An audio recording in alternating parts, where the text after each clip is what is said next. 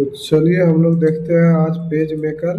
Page maker एक ऐसा topic है जिसका वीडियो आपको ज़्यादातर यूट्यूब में मिलेगा नहीं, तो हम कोशिश करते हैं समझाने का आसान तरीके से।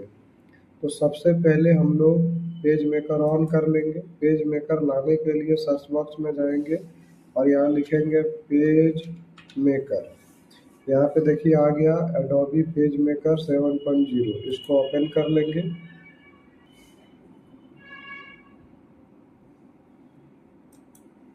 ये हमारा पेज मेकर ऑन हो चुका है।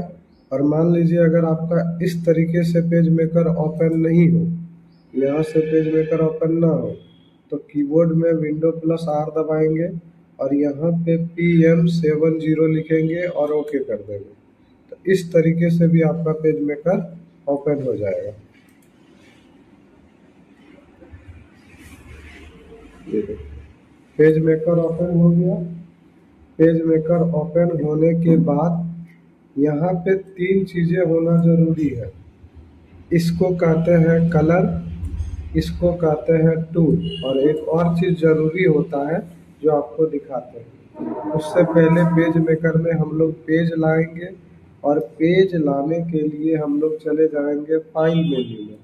फाइल मेन्यू में जाने के बाद न्यू पर क्लिक करेंगे और यहाँ पेपर का साइज लेंगे कि कौन सा साइज का पेपर हमको लेना है। फॉर एग्जांपल हम A4 साइज का पेपर लेते हैं। अब यहाँ हमको डिसाइड करना है कि पेपर जो रहेगा वो टॉल रहेगा या वाइड रहेगा। MS वर्ड में इसी को कहते हैं पोर्ट्रेट एंड लैंडस्केप। तो फॉर एग्जांपल मान लीजिए हम वाइड लेते हैं। वाइड लेने के बाद यहाँ हमको डिसाइड करना पड़ता है कि कितना पेज हमको एक साथ चाहिए। तो फिलहाल हमको एक ही चाहिए, तो यहाँ एक ही रहने देंगे। और नीचे मार्जिन है, मार्जिन को हटा लेंगे। मार्जिन का भी कोई काम नहीं है, तो मार्जिन को चारों में से हटा लेते हैं, इनसाइड, आउटसाइड, टॉप और बॉटम में से।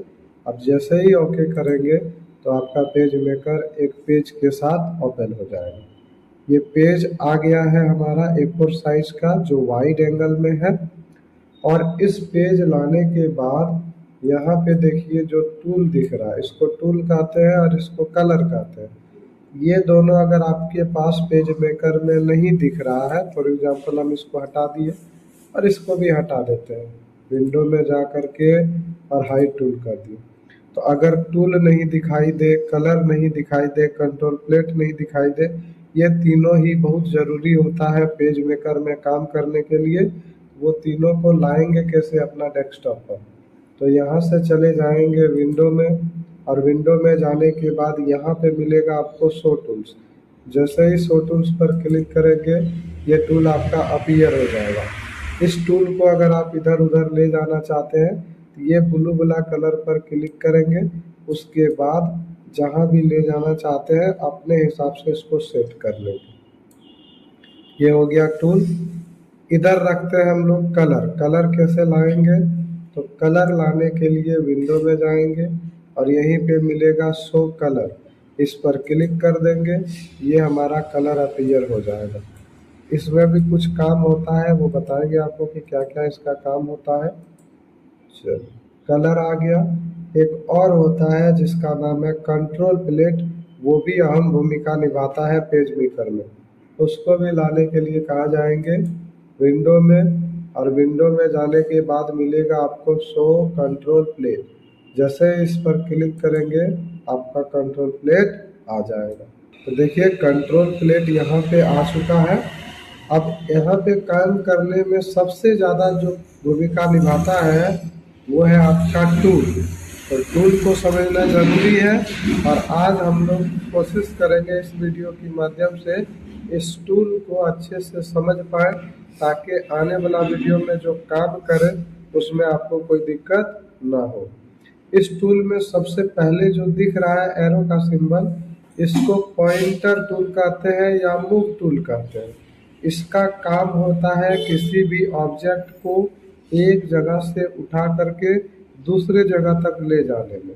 एक और बात हम आपको यहाँ बता दें कि पेज मेकर में एक खासियत है कि हम लोग जो ये लाइन आपको दिख रहा है यहाँ तक के एरिया को प्रिंट कर सकते हैं, लेकिन काम करने के समय कहीं भी हम लोग काम कर सकते हैं। इतना बड़ा डेस्कटॉप में जहाँ तक आपका नज़र जा रहा है कहीं भी काम कर सकते हैं, लेकिन प्रिंट इतना तक का ही एरिया होता है। किसी भी ऑब्जेक्ट को एक जगह से उठा करके दूसरे जगह तक ले जाने का।